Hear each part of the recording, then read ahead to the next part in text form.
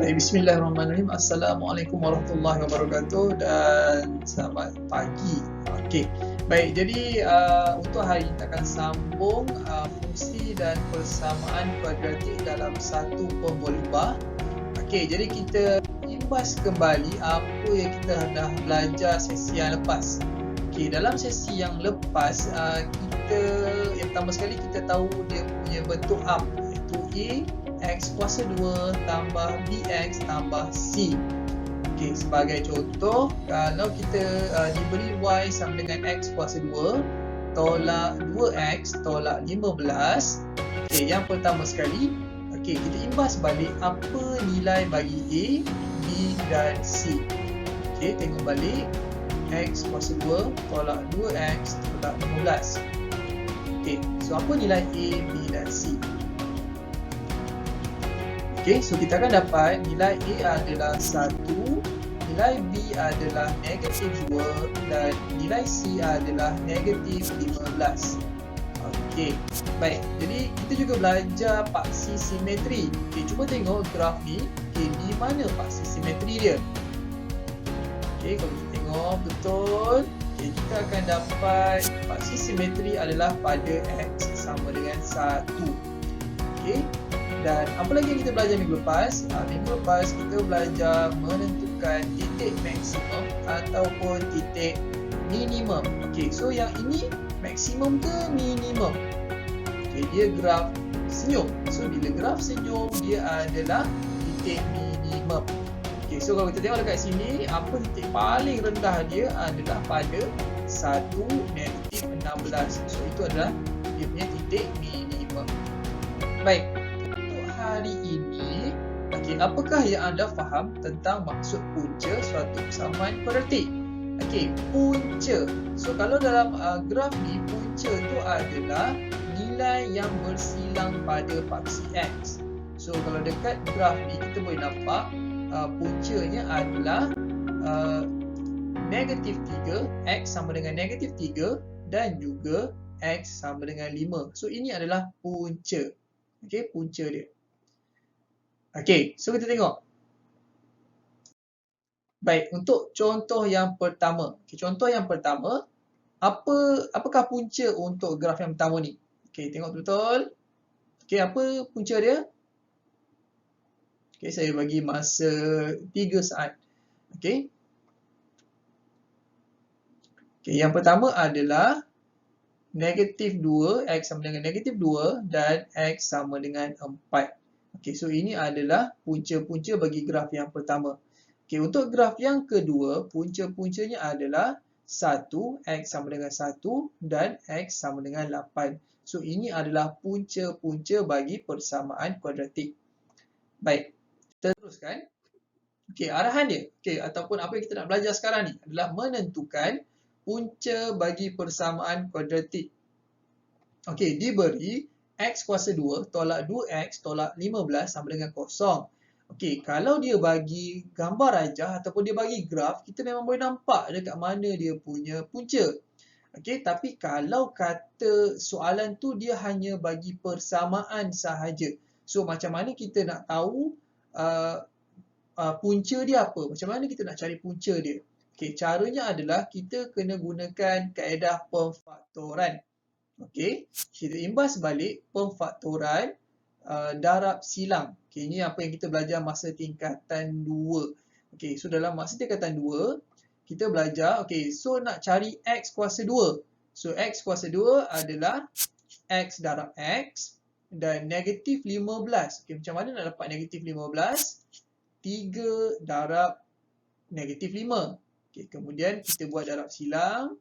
So, X darab 3 dapat 3X dan juga X darab negatif 5 dapat negatif 5X. Okey, dan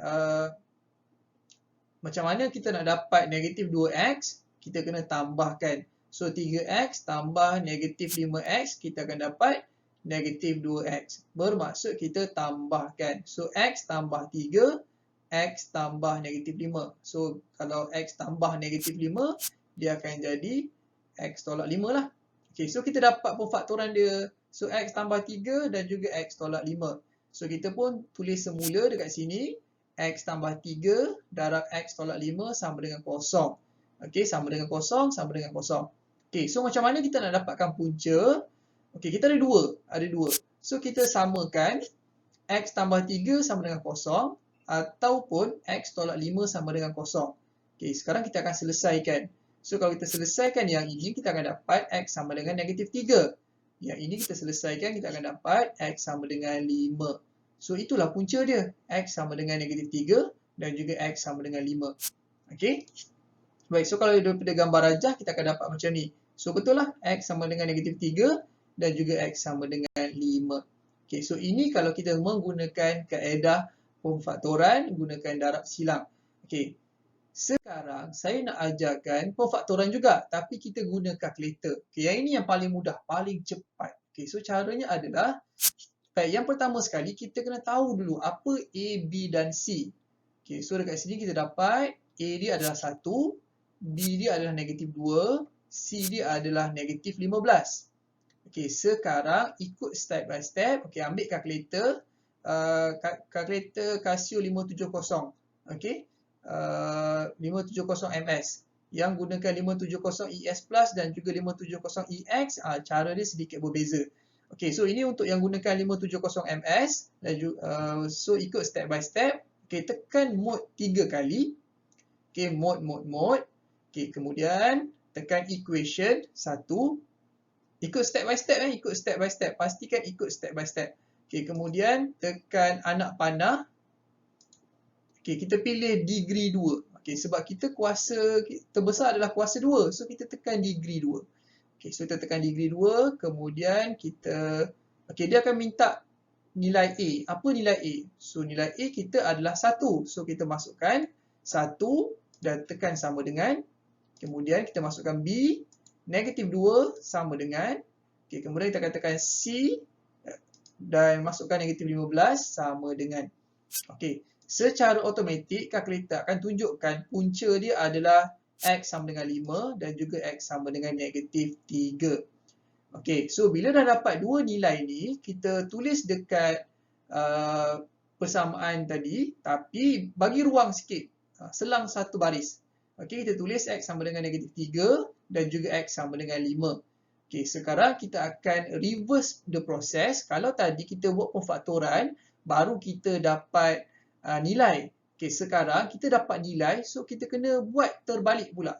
Daripada nilai ni kita kena bawa dia naik atas, jadikan dia pemfaktoran. So, kalau X sama dengan negatif 3, dia jadi X tambah 3.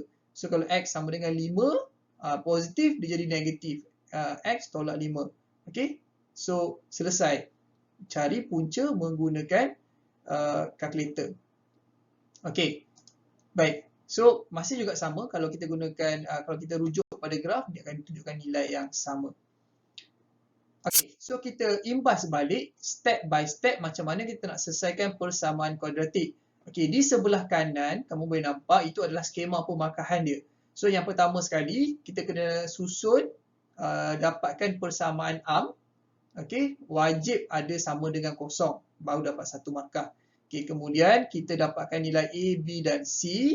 Okey, daripada nilai A, B dan C tu kita masukkan dalam kalkulator yang mode yang tadi tu yang saya tunjukkan.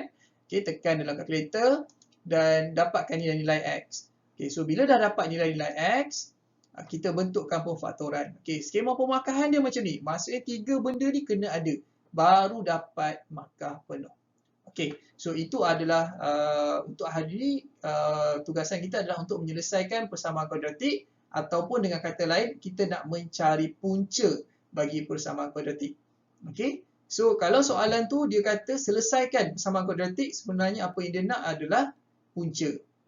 Okey, arahan dia tak akan minta cari punca-punca persamaan kuadratik.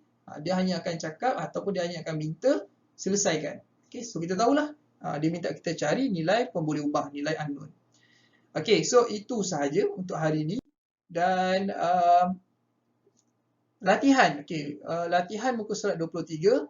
Okey, siapkan soalan 1 dan soalan 2. Okey, so itu sahaja untuk video hari ini. Okey, assalamualaikum.